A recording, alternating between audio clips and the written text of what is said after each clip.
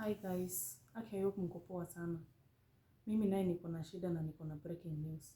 Account yangu ya YouTube imehakiwa asubuhi na mapema. Na mwenye amehack hiyo account, nikijaribu kurecover account, inapeleka code kwa namba ya +1, ni namba ya majuu. Haki jameni. Kama uko na uwezo hapo nje, unajua unaweza kuwa na any solution, ama unaweza ni connect kwa mtu mwenye naweza pata ni recover hii account yangu. Mimi nitashukuru sana.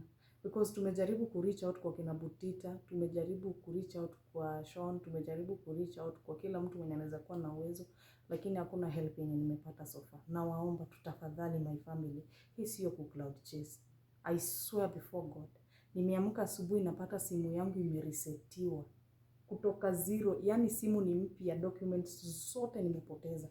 Na sio kwa simu yangu peke yake because nakuaga na manager wangu pia anakuaga ameweka my information kwa simu yake. Pia yeye simu yake imefanywa the same, clean detail yote.